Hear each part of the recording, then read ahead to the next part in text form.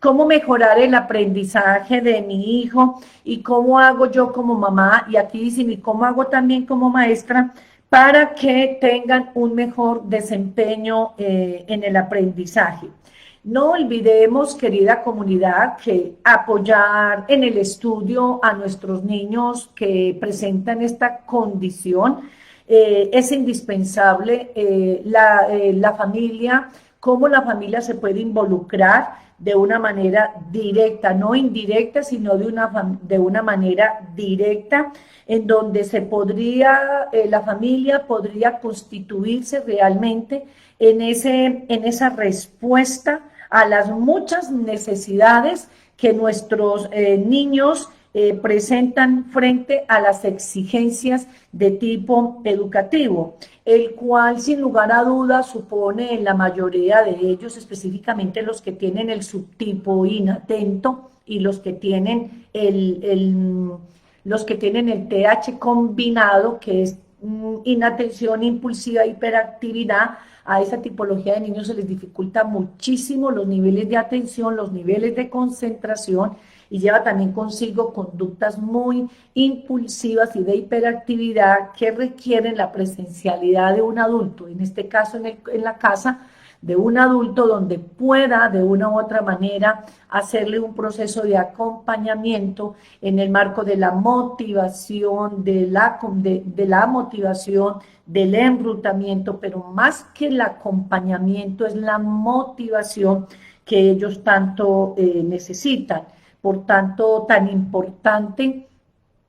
que la familia se involucre de una manera activa en las diferentes tareas que el niño, específicamente los que padecen la condición del TDAH, requieren, porque es necesario apoyarle, guiarle la conducta, acompañarle, hasta que de una u otra manera él o ella esté en las condiciones, después de haberse tenido un buen entrenamiento de acompañamiento y demás, puedan reunir las condiciones para ellos mismos autodeterminarse y poder manejar ya su dinámica de estudio de una manera autónoma. Pero para eso yo te recomiendo que nos tenemos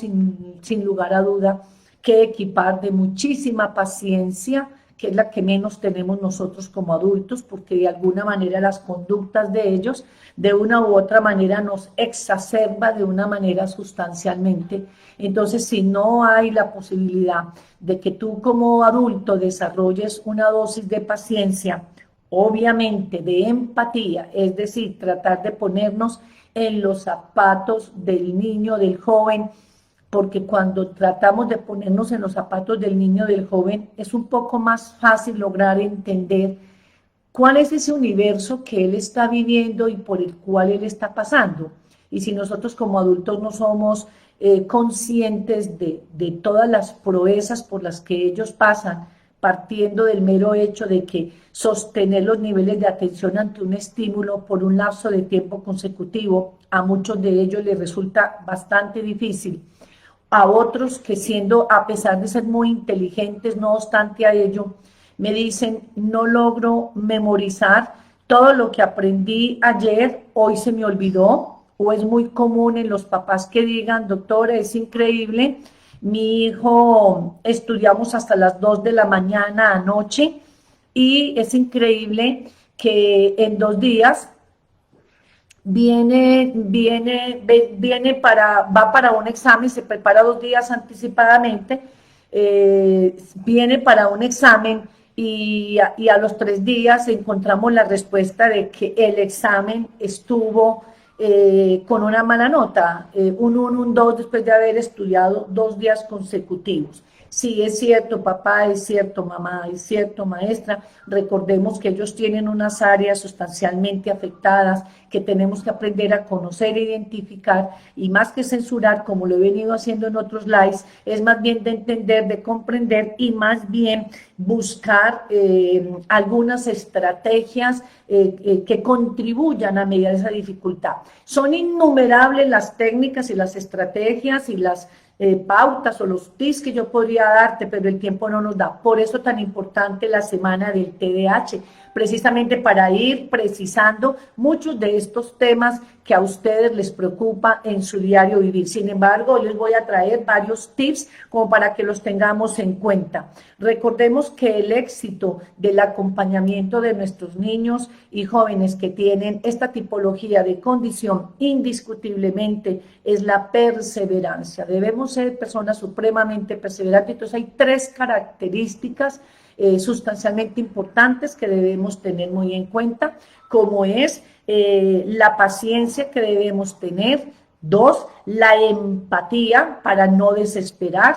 y 3, ser personas muy perseverantes, muy insistentes, muy perseverantes en el día a día para poder lograr procesualmente ir generando algunos cambios a través de entrenamientos que de manera enfática, con amor, con ternura, con mucha paciencia, pero con mucha contundencia, podemos ir logrando en ellos, ir desarrollando comportamientos, además de comportamientos, una mayor credibilidad en sí mismo, porque recordemos en los lives que les he mencionado anteriormente, que la mayoría de estos chicos tienen afectada sustancialmente su autoestima, y es debido precisamente porque se enfrentan permanentemente a sinnúmero de experiencias, entre los cuales la mayoría de ellas tienen resultados poco positivos, poco efectivos. Y esa sumatoria de enfrentamientos a experiencias que generan fracasos, sanciones, represiones, censura, recriminaciones y, por qué no decirlo también, castigos y demás, van haciendo que su autoestima se menoscabe al punto tal que terminen perdiendo su fe en sí mismos y por ende detrás de ellos su motivación. Un niño que no está motivado es un niño que difícilmente aprende y no tiene que estar en una condición de TDAH. Cualquier ser humano, partamos de nosotros como adultos, un adulto, un ser humano que no esté motivado, no aprende lo suficiente, porque un cerebro que no se emociona, un cerebro que no se emociona, un cerebro que no aprende. Entonces, en este orden de ideas, es muy importante también identificar algunas técnicas, enseñarle a nuestros niños algunas técnicas adecuadas que le permitan a él ir haciendo un proceso de regulación. Entre las mayores dificultades que ellos tienen, indiscutiblemente, por tener esa condición, es la dificultad para planear, programar, organizar y ejecutar una conducta. Entonces, ahí está fundamentalmente la dificultad para manejar el tiempo. Por eso la mayoría de estos niños, por no decir todos, requieren de unas técnicas de estudio que los papás deben aprender también a manejar para ayudárselas a desarrollar de manera tal que procesualmente, con un entrenamiento permanente, ese entrenamiento le va a permitir al niño poco a poco ir haciendo un proceso de automatización hasta que logre convertir ese ejercicio en un hábito que finalmente se convierte en una experiencia de disciplina. Las técnicas de estudio, diría yo, que para los niños específicamente con TDAH, les ayuda sustancialmente a organizarse mucho y también a optimizar el tiempo que le dedican a sus tareas, puesto que la mayoría de ellos invierten muchísimo más tiempo del que usualmente utiliza otro niño que no tiene esta condición. Entonces les voy a dar algunos tips como para que podamos hoy tener en cuenta. Recuerden que aquí yo no doy un recetario, nada de lo que se les da acá a nivel de tips es un recetario. Por tanto, las pautas y las sugerencias que aquí te refiero es para que tú las tengas en cuenta, eche mano de las que tú consideres puedes implementar en tu día a día. Muchas de estas pueden ser funcionales en la dinámica de tu hijo, puede que otras no sean tan funcionales. Lo importante es que tú tengas un compendio de técnicas, de estrategias que en el día a día puedas ir probando una, probando otra, a ver cuál de todas de esas resulta. Yo pensaría que es mejor estar uno muy bien equipado de muchas técnicas y estrategias, que es lo que pretende precisamente la semana del TDAH, y también, por qué no decirlo, el diplomado que también estoy ofreciendo para todas las personas que quieran finalmente profundizar mucho más en este tema. Es un diplomado que voy a manejar a nivel de el aprendizaje del método EMPEME, de entrenamiento neuropsicopedagógico para el manejo del TDAH, donde las personas que estén interesadas en inscribirse indiscutiblemente después de la semana del TDAH, pues van a profundizar muchísimo más toda esta temática, donde de alguna manera van a estar versados, dotados con muchas técnicas, estrategias que les va a permitir tener un mejor manejo, un manejo mucho más adecuado, más funcional, diría yo, más humano, más creativo, más didáctico, menos ortodoxo, menos punitivo, para poder llegar al mundo de nuestros niños y jóvenes que padecen esta condición. Entonces, a ver, una de las tantas técnicas, a ver, yo recomendaría una, primero que todo, dentro de unas buenas técnicas de estudio, lo primero que tenemos que asegurar como padre, como madre, indiscutiblemente es asegurar un lugar adecuado. Me encuentro con que muchos niños suelen hacer sus estudios en el comedor, en la sala, al lado de la mamá en la cocina, mientras que la mamá está cocinando, aún en la entrada de la casa, de la puerta de la casa. Yo pensaría que un sitio, buscarle al niño un sitio adecuado, muy especial, donde él tenga no solamente un lugar limpio, ordenado, obviamente, aireado, con todos los implementos necesarios a su alcance. Imagínense que la mayoría de estos niños no manejan una capacidad de orden, porque una de las áreas precisamente del lóbulo prefrontal es la falta de organización. Entonces,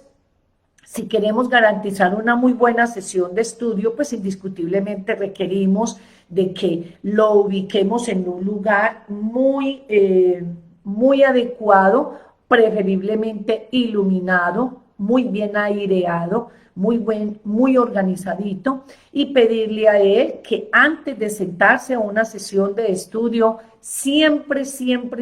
como rutina inicial, es el horario en mano, qué tareitas vamos a trabajar hoy y de eso qué implementos necesitamos, esto con el fin de potencializar el tiempo y evitar que cada vez que vaya a hacer una tarea y requiera un implemento, evitar que se pare, porque esos constantes paradas de puesto se constituyen para ellos en grandes distractores y eso hace entonces que el tiempo se diluya, se expanda y cuando ya miran el reloj, el niño ya está fatigado haciendo una cantidad de cosas que no tenían que ver estrictamente con la sesión de estudio y ya lo fatiga el cansancio y por ende el nivel de rendimiento en su nivel de atención baja sustancialmente. Entonces ahí por mucho que tú quieras apoyarlo y ayudarlo, va a ser muy difícil que en 5 o 7 paradas, buscando el diccionario, buscando la regla, buscando la plastilina, buscando el libro, buscando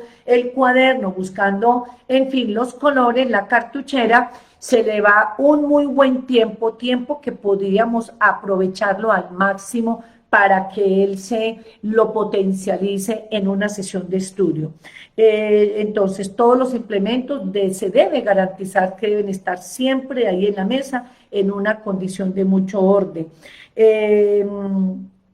Indiscutiblemente un lugar donde de alguna manera esté desprovisto de objetos que lo distraigan. Por ejemplo, en el espacio donde el niño se va a sentar a estudiar, no debería tener televisión, y si tiene televisión o pantallas, estas deben estar completamente apagadas. Si el niño es de los que tiene el celular, ese será un momento en donde no se le debe permitir tener celular y de manera consensuada sugerirle que guardemos el celular, porque verlo ahí al frente de la mesa o del escritorio, ese objeto ya es en sí incitativo de distracción. Nos pasa a nosotros como adultos que si tenemos el celular acá y entra el sonidito, estoy pendiente qué mensaje me entró, qué más en el niño. Entonces, mientras más desprovisto de distracciones esté, mucho mejor va a ser esa sesión de estudio. Otro tip que me parece muy importante es inculcarle al niño constancia y rutinas. Son niños de rutinas, requieren muchísima rutina, puesto que, como les dije, una de las áreas del lóbulo prefrontal es precisamente la falta de organización, de programación de la conducta para poder ejecutar una acción. Entonces, ponerlos a estudiar todos los días, preferiblemente a una misma hora, todos los días a una misma hora y por un lapso, un periodo de tiempo similar todos los días, esto va generando en el niño un nivel de entrenamiento donde se va acondicionando a que la sesión de estudio es a tales horas, hasta tales horas, y de esa manera vamos ayudándole a él a que poco a poco vaya tomando conciencia de que ese espacio de estudio es el mejor momento para su aprovechamiento y para el acompañamiento del adulto que lo quiera ayudar. Entonces, en este orden de ideas, es muy importante que cuando ya se haya logrado determinar el horario, el tiempo y el periodo de tiempo para poder trabajar, también es importante comenzar primero que todo por las tareas que tienen una dificultad de tipo media. Entonces es muy importante, por eso tan importante que el niño siempre esté inicialmente acompañado por un adulto. Me dicen, doctora, pero es que si yo siempre lo acompaño en las tareas, él nunca va a aprender a hacerlo solo. Entonces yo les respondo a los papás, pero a ver, si el niño tiene esa dificultad de TDAH, tiene una falencia en el área prefrontal, en el área de la organización y programación de la conducta, y si él no aprende, si tú no lo entrenas a que se organice en tiempo y en horario y en manejo de tiempo, él no va a poder autorregularse, entonces él nunca va a poder lograr hacer un trabajo autodeterminado. Primero proveámosle de herramientas, ofrezcámosle los espacios y ya ahí sí después vamos dejándole pequeños espacios donde él mismo se vaya logrando confrontar. Pero esto es posible en la medida en que tú lo vas entrenando y que él va logrando esa modalidad de disciplina. ¿Qué te recomiendo? Cojamos las tareas y revisemos cuáles tienen una complejidad media. Con las tareas que tienen complejidad media es con las primeras que debemos empezar a trabajar. La siguiente tarea es las que tienen complejidad mayor. Y las últimas tareas son las tareas que tienen una complejidad baja, donde el niño, ya después de haber tenido una sesión de estudio bastante exigente, indiscutiblemente terminar con las tareas que a él lo gratifican, que a él lo motivan y que a él se le facilitan. Es muy importante terminar entonces con las tareas más sencillas. Vuelvo y repito, las tareas de tipo intermedio de exigencia serían las primeras con las que se deben iniciar. Las tareas más exigentes serán las que siguen, pero es muy importante que dentro de esta dinámica a los niños les proveamos también cortos tiempos de espacio de descanso, porque si tú sientas a tu hijo 2 horas secuenciales, su spa atencional, que es una de las áreas que están absolutamente afectadas, el niño no te va a tolerar hacer tareas durante 2 horas consecutivas. Entonces vas a darte cuenta que él va a empezar a pararse, a molestar, a bostezar todo el tiempo, a mirar para un lado, a distraerse. Entonces, para lograr ese spa atencional, nos ponemos de pie, vamos a tener un receso de 5 o 10 minutos,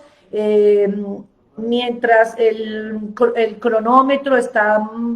pasando en el celular, Vas a ir al baño, a hacer chichi, nos tomamos un vasito con agua, un pequeño refrigerio y vamos a irle modificando poco a poco o controlando poco a poco los tiempos para que él se vaya dando cuenta que dentro de esas rutinas es posible cumplir con los objetivos y en medio de ello también disfrutarse una maravillosa sesión en compañía del papá, de la mamá, del hermano mayor, del tío, bueno, qué sé yo, del abuelo, si es del caso.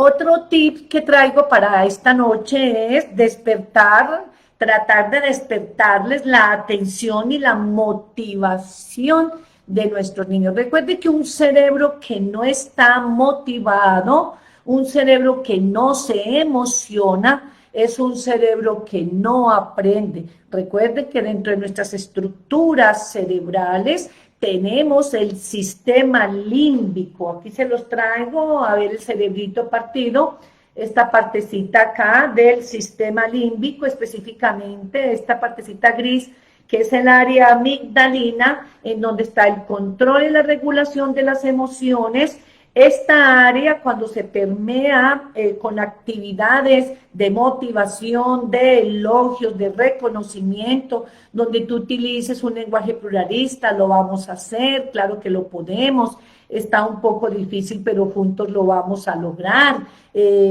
Hacerle ver que nada es imposible, que sí hay cosas un poco difíciles, pero no imposibles. Siempre hablarles en un lenguaje proactivo, alentador, donde siempre te vean con un rostro de aperturamiento, de emoción. Es la única manera que logramos que ese cerebrito de ese niño se emocione, se deje contagiar por tu propia motivación, por tu propia emoción, para poder lograr que se concretice sustancialmente en la actividad que se van a destinar a cumplir. Entonces, despertar la atención y la motivación en los niños, sin lugar a duda, aparte de la actitud que tú proyectes, también una de las claves de la estrategia de estudio más efectivas es inicialmente realizar, antes de entrar ya en materia de tareas, iniciar primero con una actividad que para el niño sea algo interesante o gratificante o agradable durante un lapso de tiempo de 5 o 10 minutos. Por eso tan importante que esté acompañado de un adulto que sea capaz de controlar ciertas conductas en el marco de la motivación. Entonces, ese jueguito que van a trabajar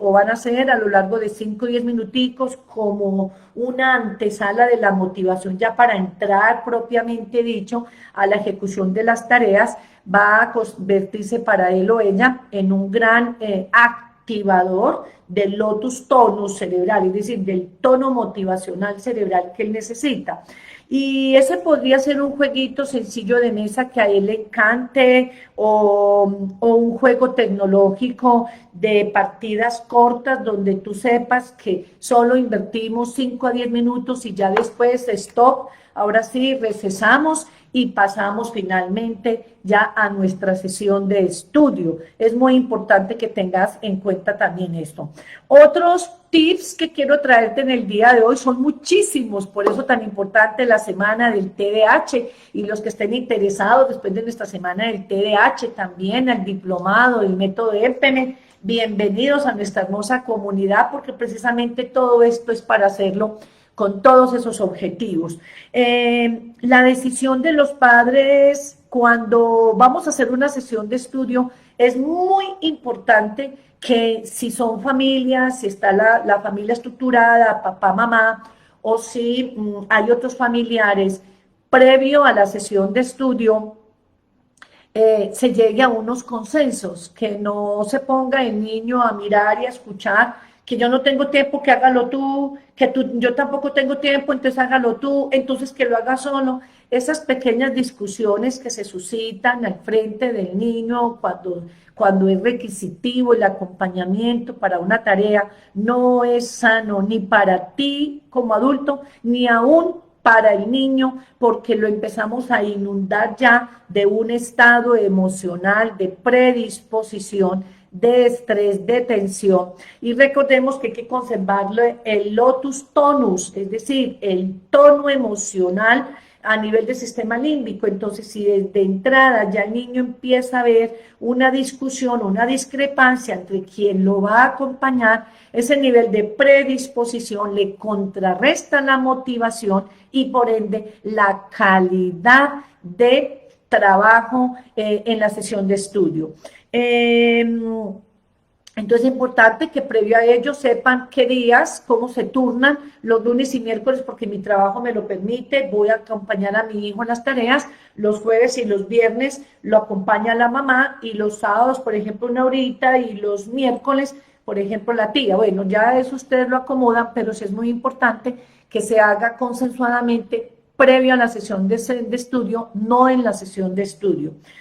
Vamos a tratar de, no, escúchenme muy bien esta porque es muy importante, porque me ha pasado a mí en muchas experiencias acá en la consulta, cuando los niños me refieren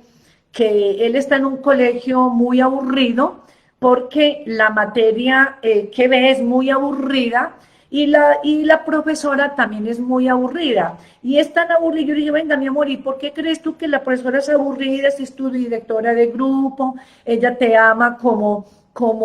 ella ama lo que está haciendo y te ama a ti. No, yo no creo que ella me quiera porque habló muy mal de mí con mi mamá y mi mamá está muy enojada con esa profesora, que porque me tiene cargadilla, que porque no me entiende, que porque no me soporta. Increíble, querida comunidad, tener en cuenta que tratemos en la medida de las posibilidades de no desacreditar la opinión del maestro delante del niño. Recuerde, como tampoco desacreditar la opinión de tu pareja o del miembro de la familia delante del niño. Cuando desacreditamos cuando desacreditamos a uno de los adultos que maneja de alguna manera la autoridad, ya lleva inherente un componente de decepción del niño frente al concepto que tiene de autoridad de esa persona. Entonces lo más importante es cuidar nuestra autoridad. Tratemos de que las sesiones de estudio sean motivadoras. Hay tareas que son muy largas. Habla con el maestro. La mayoría de estos niños que tienen TDAH, más que todos los que tienen subtipo inatento y los que tienen subtipo combinado, son niños que se ven expuestos a tener muchísimas dificultades en los niveles de atención, de concentración y muchas dificultades en el aprendizaje. Por tanto, el manejo del tiempo se hace muy imperativo.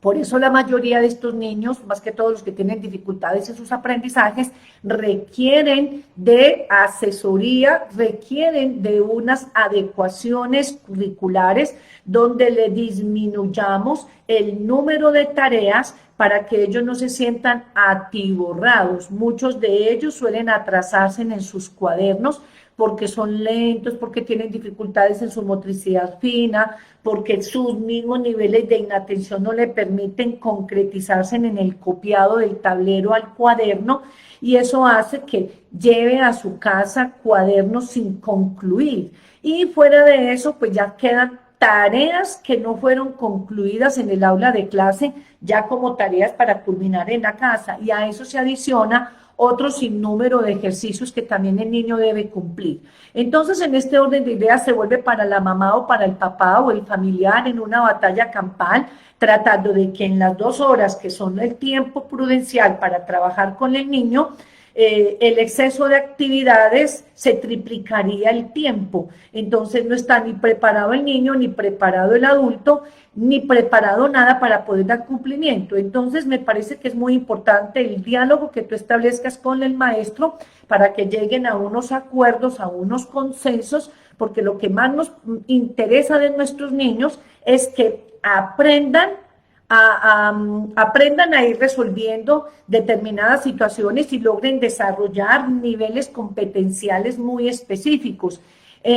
para que podamos conservarle a ellos los niveles de atención, pero más los niveles de motivación, y seguirle cuidando por encima de todo, obviamente, la autoestima, la motivación a la sesión de estudio. Mientras más atiborrados se sientan, menos productivos son, menos probabilidad tienen ellos de rendir y menos tú como mamá o papá o maestro va a poder lograr que él haga la integración y cumple con los objetivos propuestos. Determine con tu hijo las tareas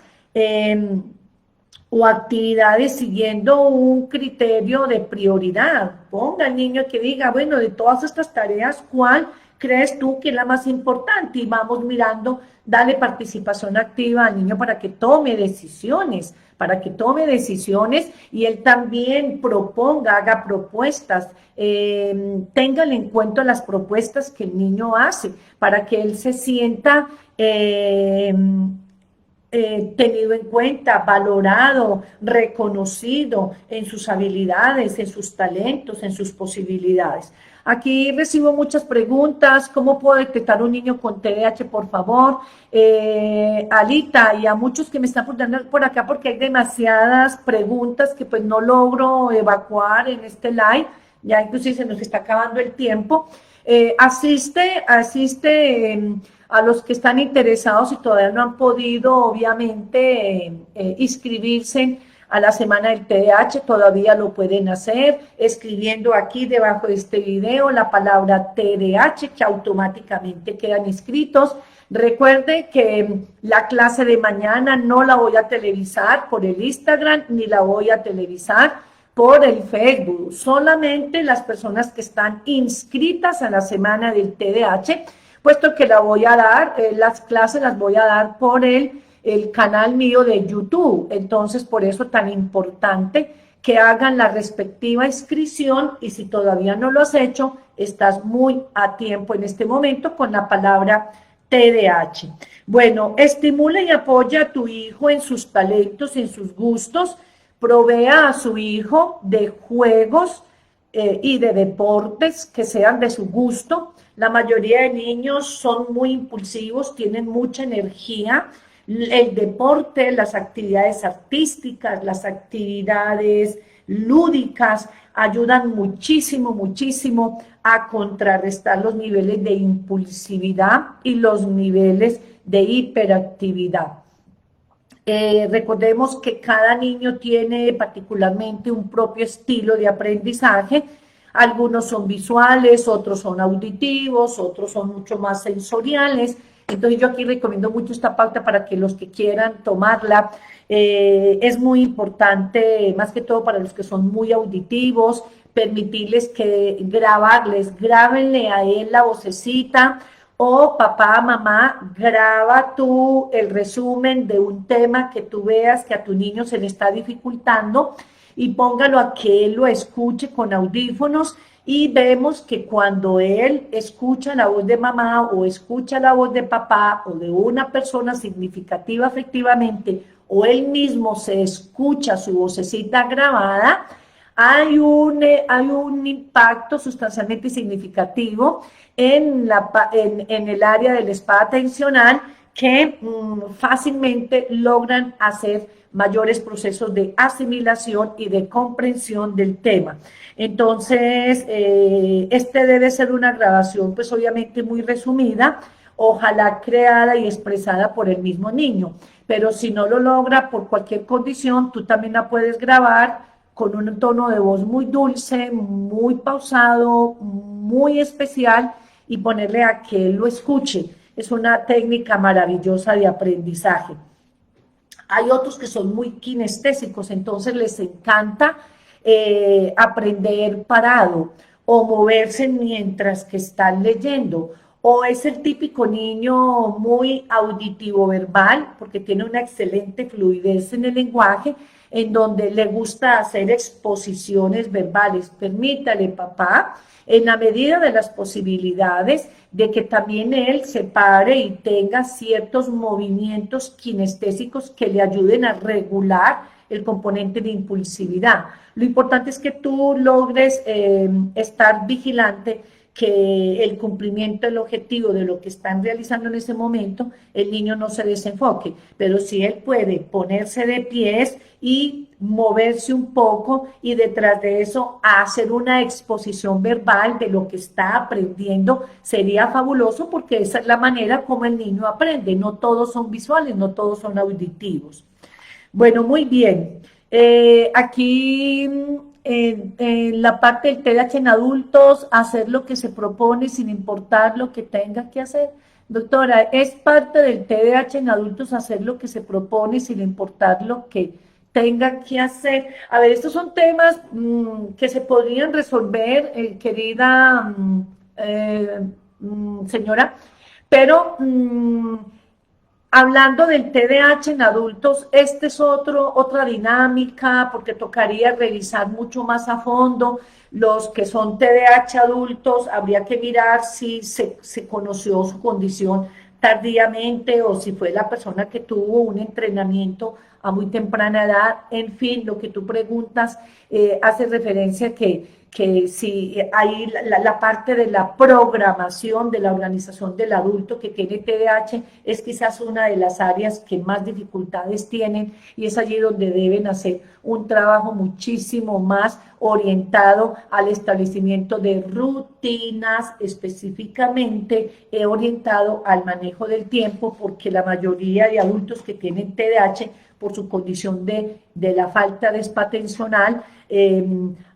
dan la cuenta de una procrastinación, pero ese sería pues como otro tema para tratar en otro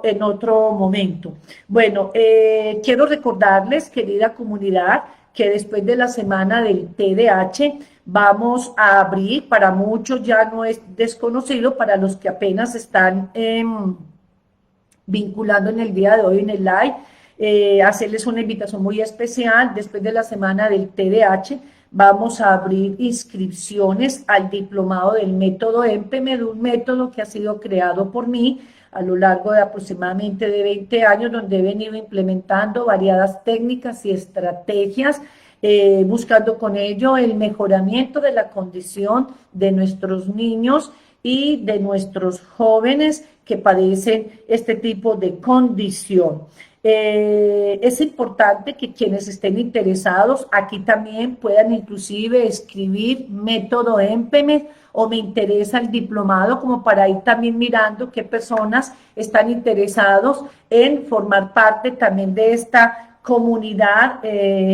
mía, donde van a conocer no solamente el método EMPEMED desarrollado por mí durante 30 años, sino también todo un sinnúmero de técnicas y de estrategias que te van a permitir abordar de una manera mucho más específica, hábil, competencial, de una manera práctica, muy didáctica, a mejorar el comportamiento de su hijo, de su estudiante, obviamente de su paciente, a mejorar procesos de aprendizaje, procesos cognitivos, a mejorar el componente emocional, indiscutiblemente. Ahí vamos a aprender infinidad de técnicas para la regulación de las emociones, para la regulación del comportamiento. Es un diplomado que vamos a orientar, voy a orientar a lo largo de 6 meses, en donde el material va a estar subido todo en una plataforma virtual de Hotmart, y van a tener acompañamiento personalizado mío cada 15 días en mentorías, tutoriales, 2 horas cada 15 días con un material muy rico. Así que quienes estén interesados vayan mirando quiénes lo pueden ir haciendo. En la semana del TDAH hablaré un poco más también al respecto. Además que con este diplomado también vas a aprender mucho cómo es el cerebro del niño que tiene la condición del TDAH, porque la comprensión de estas estructuras cerebrales van a permitir también que tú puedas empoderarte mucho más de la condición y te facultes para que puedas tener un excelente entrenamiento personal como madre, como padre, como maestro, obviamente como profesional en el área de la salud, para poder incursionar en el mundo de ellos de una manera mucho más efectiva, sin tener finalmente que recurrir mucho a la medicación. La medicación se suministra cuando ya se han agotado todos los recursos, o en su defecto, la medicación se suministra cuando indiscutiblemente el niño tiene infinidad, es decir, tiene un componente sintomático de una gravedad que resulta ser insostenible en primera instancia el control de su comportamiento y demás, la medicación. Pero no todo niño que está diagnosticado con un TDAH tiene requisitivamente la necesidad de la medicación. Por tanto, indiscutiblemente quien esté medicado también requiere de un muy buen entrenamiento a nivel personal y a nivel familiar. La psicoeducación es fundamentalmente importante, puesto que en ese entrenamiento nos permitimos reflexionar en torno a las necesidades que tienen nuestros niños y jóvenes con esta condición y de esa manera no incurrir en comportamientos que terminan siendo arbitrarios y que finalmente son funestos dentro de la psicología y la emocionalidad de nuestros niños y jóvenes.